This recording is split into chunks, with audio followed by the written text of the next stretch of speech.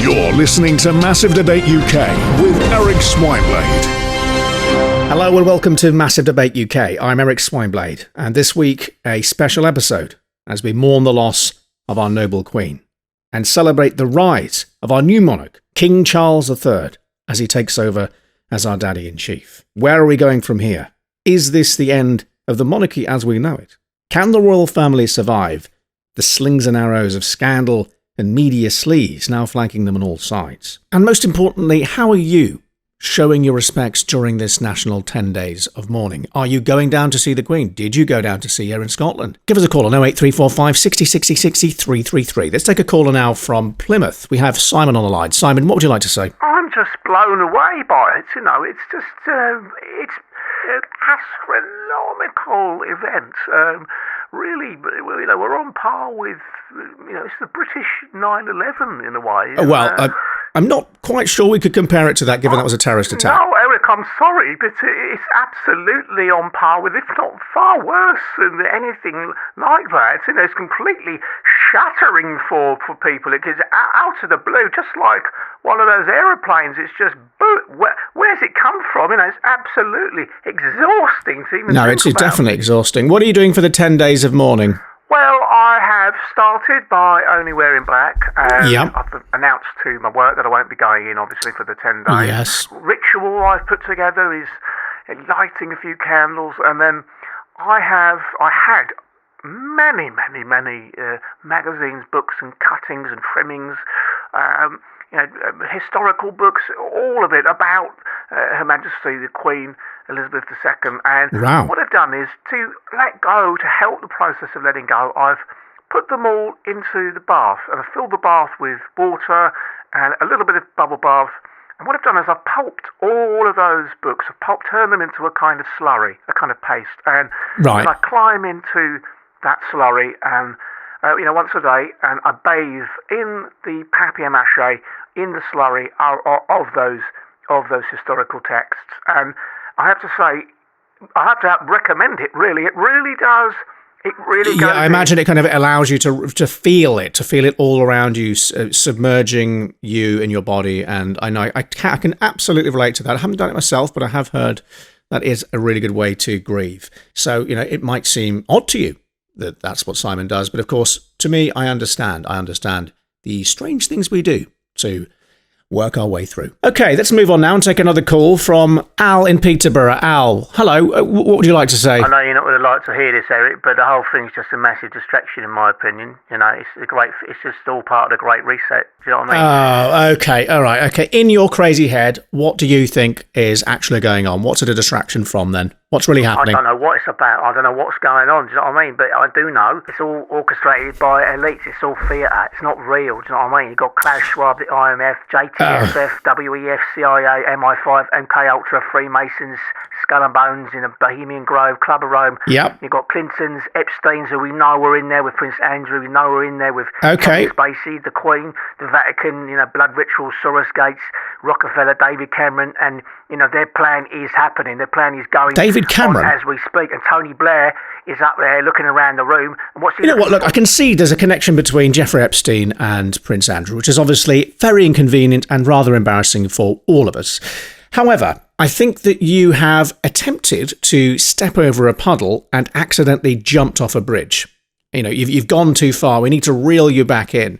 Calm down. We've got Kelly from Norfolk on the line. Kelly, how are you feeling about this difficult time? I know this is really bad, but I'm actually so relieved right now. Right. Oh my God, because when I heard that Queen had died, I was so upset, wasn't I? I said to my husband, didn't I? I said, oh my God, I'm so upset right now. Yeah, of course. Well, I mean, wouldn't anybody be? You know, I was crying. I absolutely love Queen. Like, they're my top number 100% favourite forever. Oh, you mean the band? And people were saying, oh my God, Queen's dead. And I was like, no. Yeah, well, I mean, there's quite a few members of Queen. Because we Will Rock You was the first dance at our wedding, wasn't it? Yeah, it was. We did this like choreographed dance to it. It was ever so funny. I don't think anyone's ever thought of doing that before. Well, no, they definitely have, but then my husband said to me, didn't you? He said to me, hold on a minute, Shirley. I think you've got this wrong. And I was like, I'm really sorry. I don't think I do, because I'm not usually wrong about much.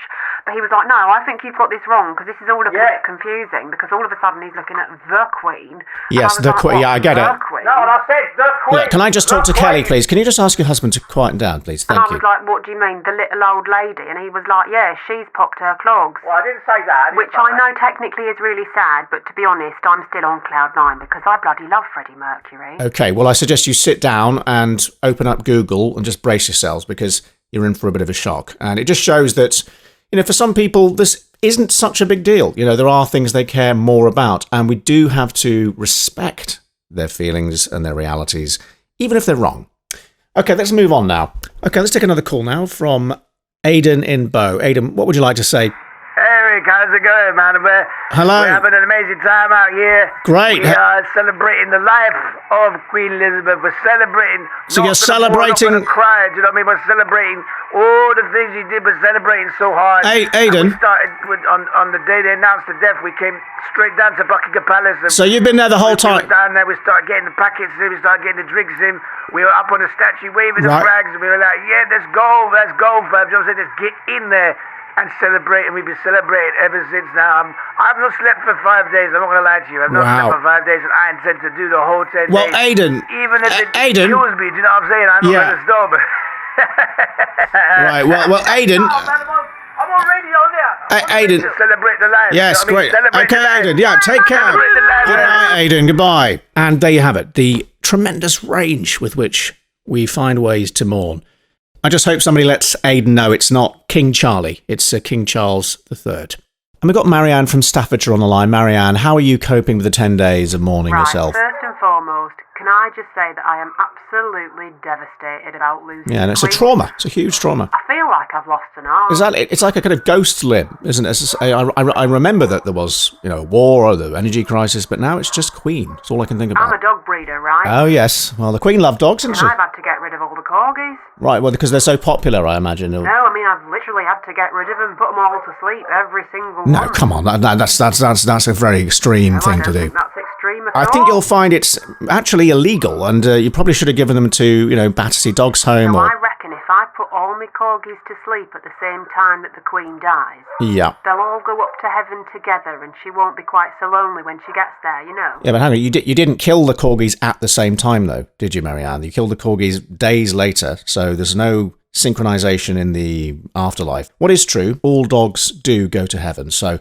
I don't know how heaven works. Very excited about it, but I imagine that the Queen and the dogs are going to find each other at some point. I mean, there's a lot of people out there, but let's just hope for the best.